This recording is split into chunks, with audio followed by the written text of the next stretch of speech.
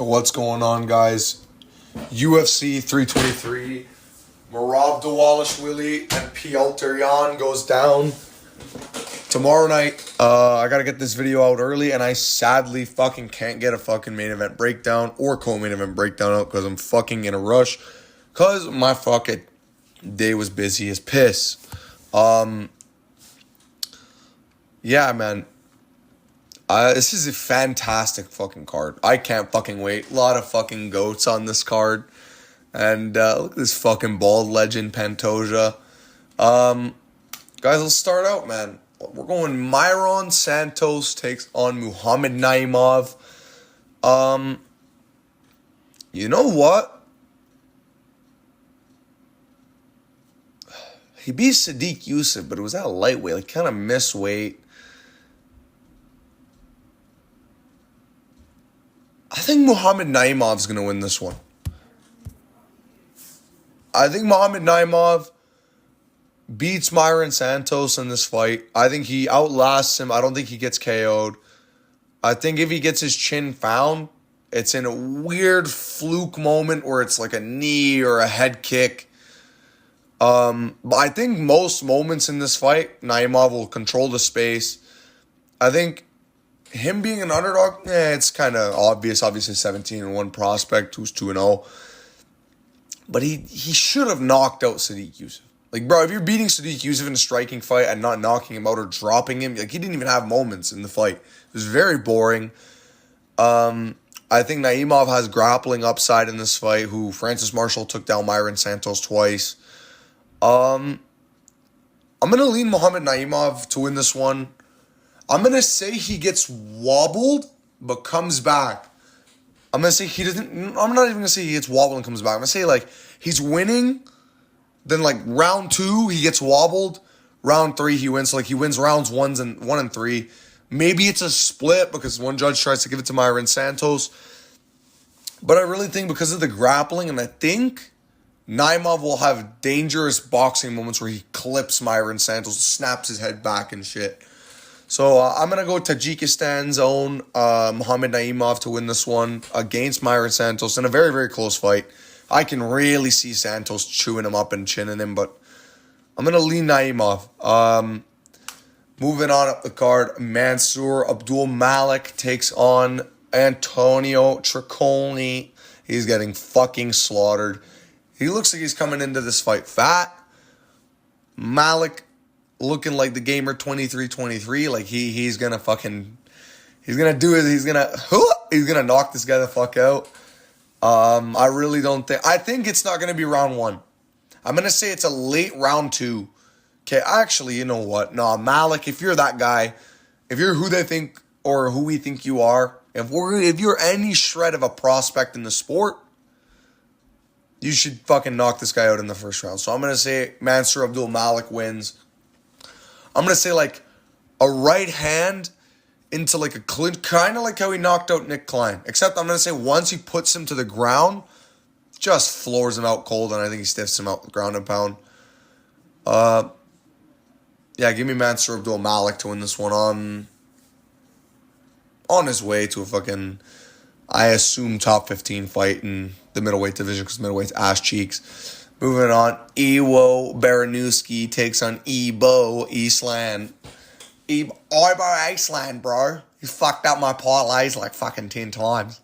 Fucking stupid Ebo Island, this motherfucker, bro. Oh my god, he sold my shit on that fucking card where Font beat fucking Gene Matsumoto and fucking bunch of other fights. I can't remember the Manifield fucking fought Julius Walker on that card. I don't know how the fuck those are the fights I'm remembering. But yeah, some weird fights on that card. And yeah, Ebo Island, top seller, absolute cooker of parlays is this guy. No grappling. Brother, he has no grappling. And Iwo Baranowski, technically, if you go watch his grappling, he's actually a pretty good grappler. And honestly, I'm not going to lie to you guys. I think if this is on the feet, Ebo Island's going to knock him out.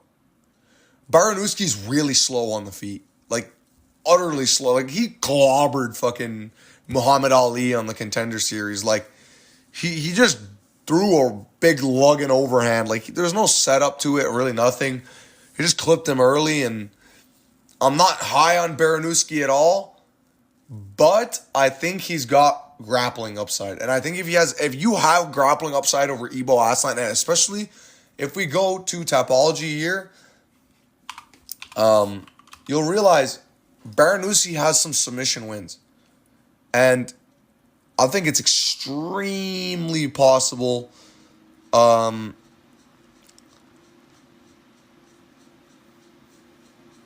Baranuski actually finds a submission. And I'm actually kind of leaning it. I think... Oh, no, he does. Oh, no, yeah, there. I was going to say, where the fuck are his submission wins at? So he has subs. Like, they're both arm bars, so it tells me he doesn't have much variety. But I'm damn sure if you know how to do an armbar, you know how to do a rear naked choke. I think... Fuck, I actually kind of want to fucking pick Ibo Aslan. Again. But I can't trust old fucko. I can't, bro. I fucking have a weird-ass feeling he's going to fucking knock him out, though. Like a genuinely bad feeling, or I want him to win. I actually like Ibo more than I like Iwo. But I genuinely feel like, bro, if this fight is stuck on the feet, you're going to be like, oh my God, why did I pick Baranuski? But, bro, Polish people got good-ass grappling, and I'm going to lean Baranuski to get the submission win inside the distance. And I'm going to say he gets the submission with an arm triangle. You know what? No. I'm going to say a rear naked choke. Actually, I kind of can sense a Baranuski kind of decision. You know what? No. I'm going to say Baranuski finds a round 2 rear naked choke submission on Ibo Aslan and puts him away. Sadly, Turkey, your guy will not get it done. But yeah, man, moving on up the card to my lock of the card. Jalen Turner, the Tarantula, the fucking John Jones level retirement, GSP retirement. This guy's trying to fucking come back for fastest retirement of all time. And he's got a matchup that if he fucks up, back it up, brother. Your career's done, buddy. It's all over, bud. You're fucking cooked. Yeah, Jalen Turner's going to win that fight. I don't even have to do an in-depth breakdown. Like, Barboza's got some striking. I can't see Barboza winning this fight at all. I think even Jalen Turner has a real submission upside in this fight. And I can see him wobbling Barboza into like a standing guillotine. I can really see that. But I'm going to say Jalen Turner knocks him out in the first. I'm going to say once he wobbles him, doesn't try and go for a submission, grabs his head, knees him up the face, floors Barboza, right hands, put him away. And I'm going to say Edson Barboza is, I'm going to say out cold. And Jalen Turner gets a nasty knockout win. He's such a physical lightweight and a massive weight bully cunt. Give me Jalen Turner. Easy win. Moving on up the card. This is a fight I'm extremely, I have AIDS, bro, trying to fucking figure out this fight. A lot of people are picking Bruno Ferreira, man. A lot of people are picking Bruno, dude. Marvin's the younger guy.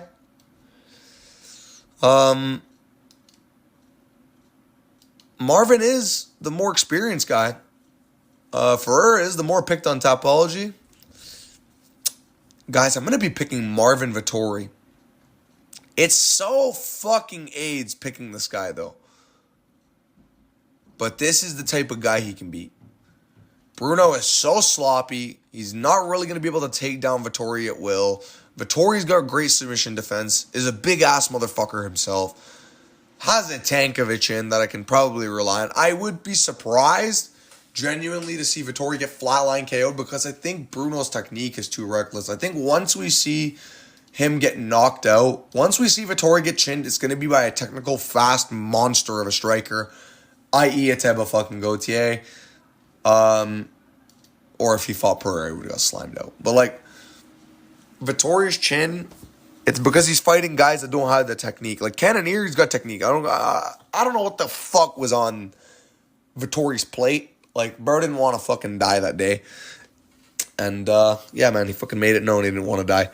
But, yeah, moving on up the card. I'm going to take Marvin Vettori to win this one. by a submission in the second round.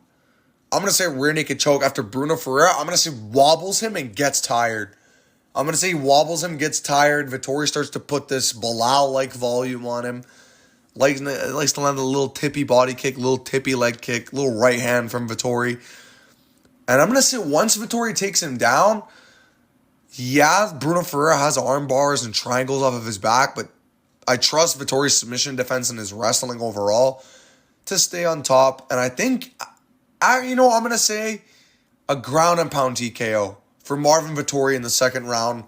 I'm going to say he gets to like dominant half guard over Bruno Ferreira and starts to tee off. And yeah, man, give me Marvin Vettori to win this one on the scorecards. Moving up, or on the ground and pound TKO, late round two. Moving on up the card, Fares Ziam takes on Nazim Sadikov. This fight is sick, bro, and I don't know who's going to win. I know Sadikov's the Azerbaijani from Brooklyn, New York. But I think I'm going to lean for Ziam. I think Fares Ziam's got a better resume. I don't rate Nicholas Mata, who fucking damn was close to finishing him. Bonfim was beating him until he got head kicked, and then his eye fucking went all weird. Draw with Borshev. McKinney sub, okay, pretty decent win, especially because it was early. An Evan Elder knockout, which is a doctor stoppage. Like, decent. But then you have, okay, he beat Mike Davis, and you got to consider that he was ragdolling Mike Davis in that fight. And outstriking him. He did anything he wanted to Mike Davis in that fight.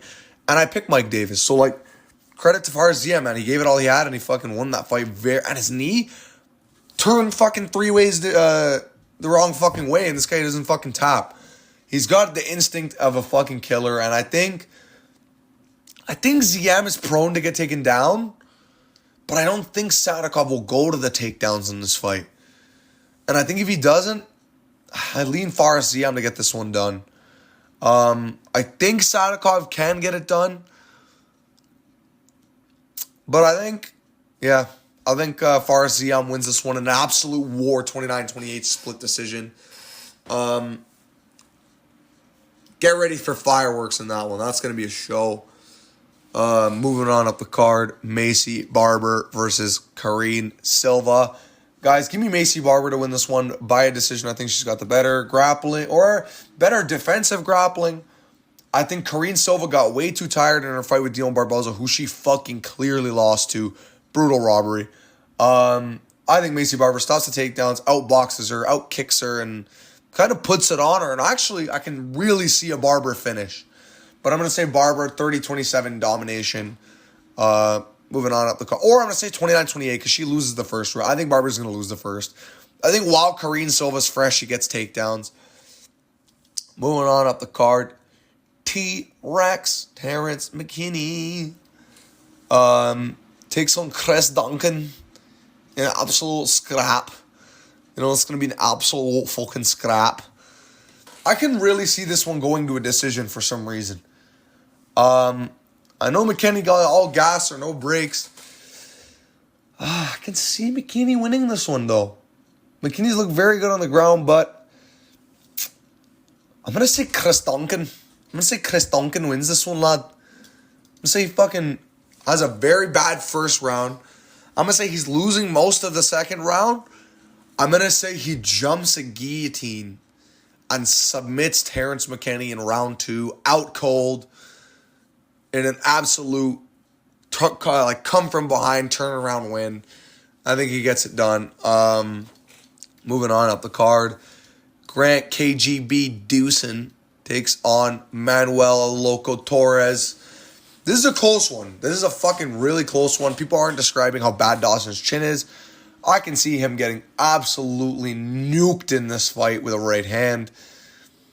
I kind of want to pick Manuel, but I'm leaning Grant Dawson to win this one on the scorecard.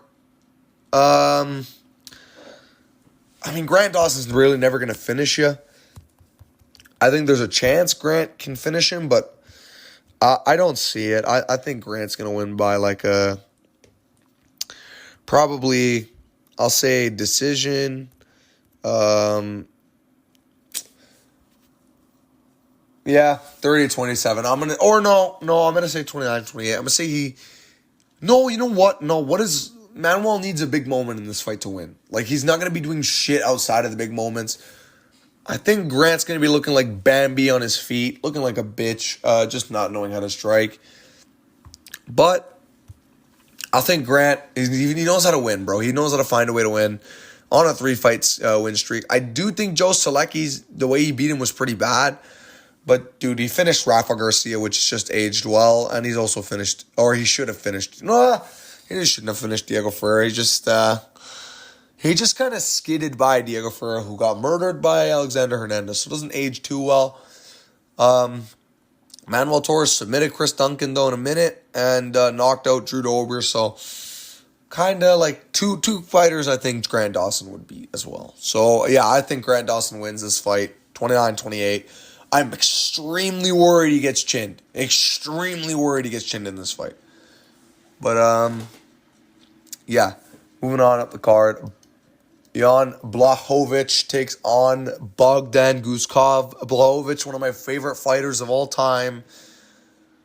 And I think he's going to get knocked unconscious by the weird autism, retardation, wannabe hitman style of Bogdan Guskov. I think he just fucking clips Jan after losing the whole fight. I'm going to be depressed if Jan's out cold. I swear I can't. I don't even want to imagine it. Jan's one of my favorites. Jan made me $900 when he beat Izzy, bro. Like, what a goat. What a goat. Sold my $500 lay, though, with Glover. God damn it. Guys, Bogdan Guskov, I think, loses the first round, getting outstruck, kind of trying to find his timing. And I think around the halfway mark of round number 3, the halfway mark of round 2, Guskov's going to kind of wobble Jan very slightly. Like, you're going to have to kind of notice it if you're watching. You're going to have to be paying attention. I think he's going to slightly wobble Jan, and then he's going to cold him with a right hand. And then I think maybe a ground and pound shot to follow it up. I think he colds Jan in this fight. I love Jan Blachowicz, but he looked very slow in the Ulberg fight. Even though I thought he won, he looked super slow. And yeah, he was defensively sound, but Ulberg looked like a bitch and never wanted to go for shit. When Pereira's best moments against Blachowicz were when he had him backing up, and so was Ankalaev's. I think Bogdan Guskov is going to be able to force him back and kind of, put him in a place he's not comfortable and sleep him. I think he's going to sleep him out cold. Give me Bogdan Guskov to sleep the 41-year-old Jan Blachowicz. If Blachowicz wins this one, man, thank God. Moving on up the card. Henry Cejudo versus Peyton Homosexual Talbot. I can so see Cejudo winning, but I also can't. He don't got the grappling control, boys. He does not have the ability to control the guy on the ground for a duration of time. He lets you up way too easily. He gives up on positions that start to turn into scrambles. And Peyton Talbot, the one thing this faggot has shown me is that he is evolving from fight to fight. He's getting better. He looks gay as fuck every time. He can't look fucking even worse than a fucking person can look. But, yeah, man, I think Peyton Talbot's actually going to outstrike Henry Cejudo to a decision, 29-28. I'm going to say he gets taken down twice in the first round.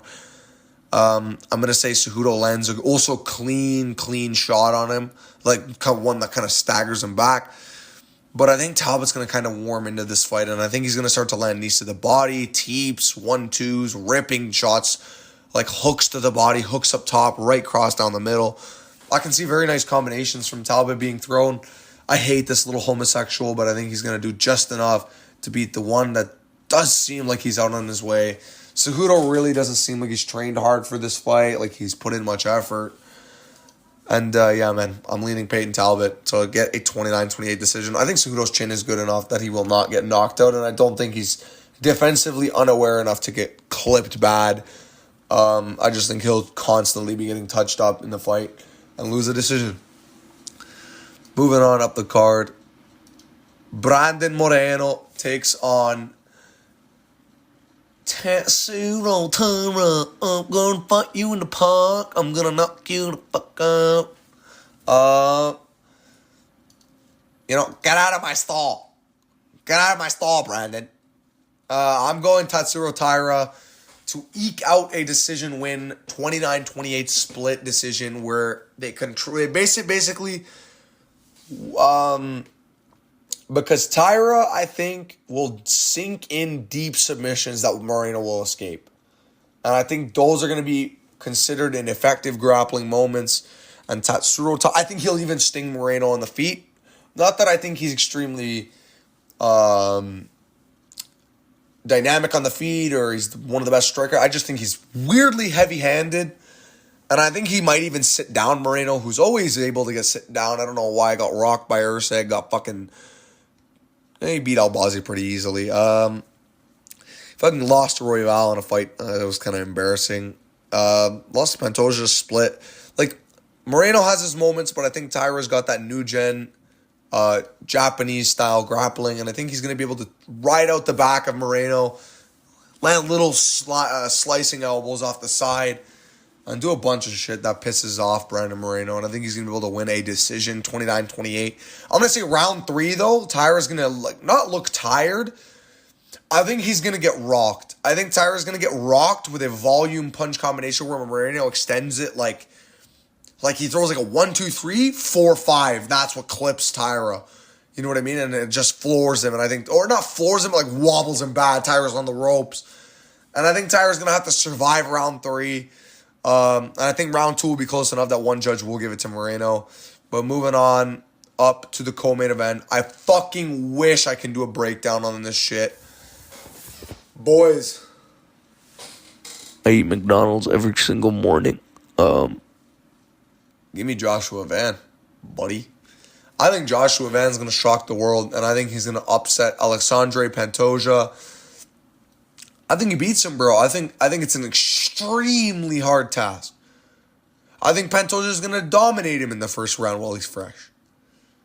I know Van's going to clip him late. I know this fight is not going to be a 3-round fight. A lot of people are taking the under in this fight. I don't like the under. I actually like the over. If I were you guys, I would just take the over. Regardless of the winner, I think the over is okay. But Joshua Van takes on Alexandre Pantoja in an absolute clash of styles. Heavy-handed pressure grappler takes on an extremely quick and dynamic pressure boxer who is extremely young. 24 years of age is Joshua Van versus the 35-year-old Alexandre Pantoja, who is getting better and better every fight, but against worse and worse and worse opponents. If you're noticing what I'm seeing, I think Van is the best guy Pantoja's fought since he fought Brandon Moreno and Brandon Royval. And he beat Brandon Royval on a week's notice, dude. 2 weeks' notice. Like, he's fucking ridiculous, bro. He's going to have a cardio advantage over Pantoja. Yes, he will have trouble in the grappling early. He will get taken down, but he will get up. He's young. He's useful. He will have those scrambling ability. And I do think there will be moments where you're going to be like, oh, shit, Pantoja's on his back. And then Van's going to scramble out. I think Van's going to go for damage because he knows he has a cardio advantage. I think he's going to go for it on the feet whenever they're on the feet. I think this is going to be kind of like JDM and Makhachev if JDM would have won. You know what I mean? Like, I know it's crazy coming from me, the guy that picked JDM, but like, dude, I can really see it. Early Pantoja, Van starts to pour it on, and I think he's going to almost finish Pantoja multiple times. I think he's going to beat the brakes off of him and win a decision. 3-2, 48-47 over the Cannibal. And an absolute classic of a fight, man. I think it's going to be a great fight. One of the best flyweight title defenses of all time. Or title fights of all time. And, man, I think the youngin from Myanmar will get it done. And the first person born in the 2000s to claim a world title will be Joshua the Fearless Van. Moving on up to the main event. Pelter, my goat, please save us. Peter Yan, please save us. Please, God, Peter Yan, please save us. This is a prayer right here to give Peter Yan a clinch head kick off the break and murder Merab unconscious. Guys, I really think this is a close fight. Why? Why, Tapology? This is such a close fucking fight, dude. I think this is one of the best fights of the year. I think Petr Yan and Merab Dvalishvili are going to have an absolute split decision fest. I really kind of want to lean Yan. I really kind of do, but I'm not going to do it after last time. After a fucking pick like the JDM one that was fucking shot up in the dark. Even if Yan wins, I'll be happy knowing I picked the guy with 4 title defenses or 3 title defenses on his way to the 4th in the first year. But, yeah, man, Petr Yan is a fucking monster, and I think he has a huge chance. I'm going to call it. He drops Merab Dvalishvili in round 2. Badly, but Merab some fucking how survives. This little cretinous worm won't die, and I think he's going to come back. And I think he's going to be able to mog Yan in the later rounds and make him tired. Or not make him tired. That's the thing, though. He didn't make him fucking tired in the first fight. And he shot more than he shot ever since that fucking fight. I really do think Peter's going to... I really do in my head think Peter's going to win. I'm not going to lie. Petr Yan, one of the most skilled martial artists alive. He just didn't... He should have beat the fucking living shit out of Marcus McGee, you know what I mean? He was a little tentative in that fight. And I think that tentativity will kind of lead for Merab striking to kind of make its way in. And I think Merab's going to kind of have some moments where he staggers Yan back. And I'm going to say he wins a 48-47 split decision. Give me Merab Dvalishvili to win on the scorecards. I really, really, really, really badly want to pick Petr Yan. This is one of the most fence-sit fights I've ever studied. I think Petr Yan's got a real chance. But I'm going to lean Merab Dvalishvili to get this one done. On the scorecards, guys, thank you so much for watching. And, yeah, peace.